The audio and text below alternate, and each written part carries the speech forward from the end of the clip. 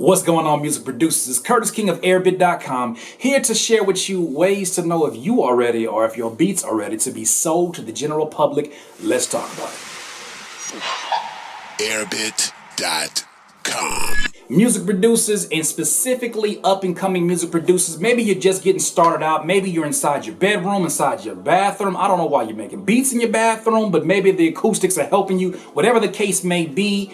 I get this question from a lot of up-and-coming producers. How do I know when my beats are ready to be sold? And I think it's a great question to ask because it plays two different roles. One's a negative one, one's a positive one. The negative one is that when you're asking this question, sometimes it stops you from actually putting your beats out there in the marketplace and figuring out if they'll actually sell. It paralyzes you.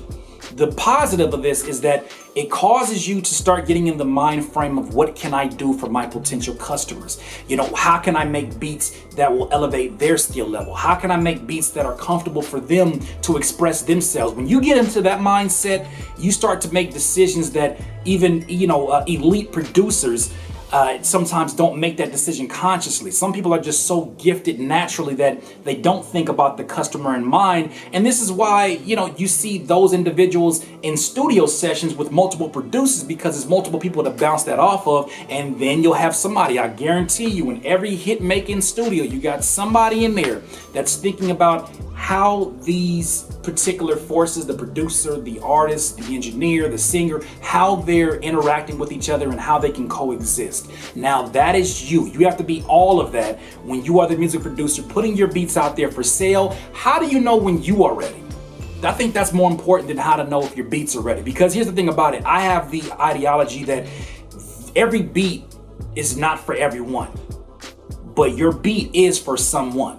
Your beat is appealing to someone out here in this world who wants a eclectic, emo trap beat that's 400 beats per minute and has only one snare throughout the whole beat. Somebody wants that. I don't know who they are, but it's up to you to make your beats available to them. When I first got started, my biggest issue was me. I was standing in my way. I was my biggest obstacle. The reason why I didn't have an Airbit account, or before that it was my Flash account, or even that I was leasing my beats, was because I was afraid. I was like, look, what happens if I make my beats available to the general public and the beats are only $30 for MP3s and 50? What is that going to make me look like? What is my reputation in the industry going to be? And what happened was life just started punching me left and right and was like, look, you better get this thing together. You better start making some money off of this music, or you're going to be working a 9-to-5 real soon.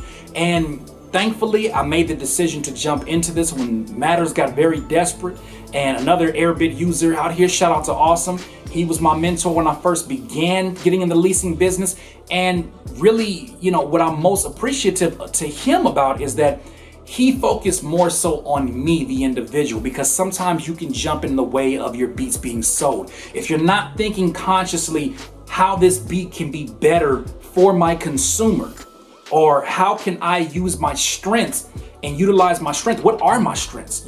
Figuring that out first of all. If I'm not utilizing that information first, it won't matter what kind of beat that I'm making, because somehow, some way, that brain of mine is going to seep through my decision making and change the way that beat sounds. So first things first, get your mind into it, get your heart into it, become ultra motivated, whatever it takes. If it takes you watching these videos, if it takes you watching, videos of like a superstar, with all his fancy cars, you're looking at a Tone Jones and seeing the blessings that come about when you get into this business, do that. If it means watching that Airbit commercial 4,000 times, my friend, you got to do it. Get yourself motivated, get yourself energetic, get yourself in a mindset that says, look, I go into this not knowing what's going to happen. I may lose money. Yes, I may lose money, but if I fail, I'm going to enthusiastically jump back on my feet and get back to it again.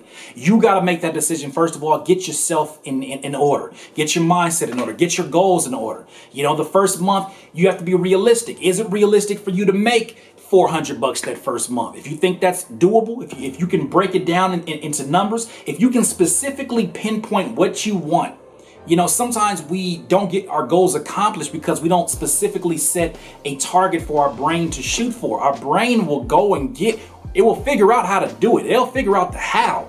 but you got to tell it the why. Why do you want to get these particular sales? And you got to tell it what outcome that you want to have from it. So if your outcome is going to be $400 in sales this month, then tell your brain that. If your why is, you know what, I want to do that so that I can pay my car note, or so that I can pay my cell phone bill with just selling beats, do that. Your mind will go on to ways of how to do that. Now, once you get that in order, and obviously there's much more that goes into getting yourself into the right mindset, you got to get your beats there as well.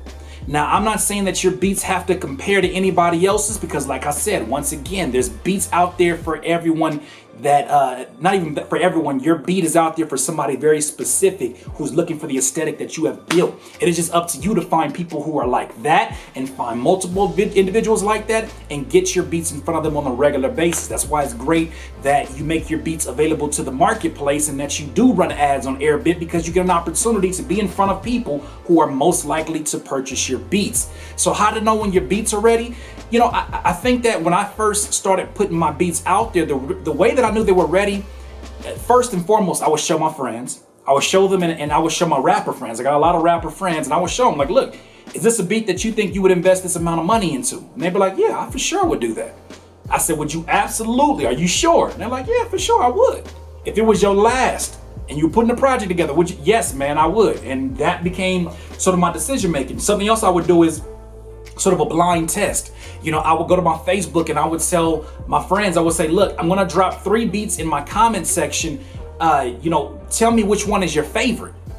And once people started kind of clicking on them, I started understanding from those analytics, oh, this may be a good beat to put out there into the marketplace, because at least my particular demographic is rocking with it.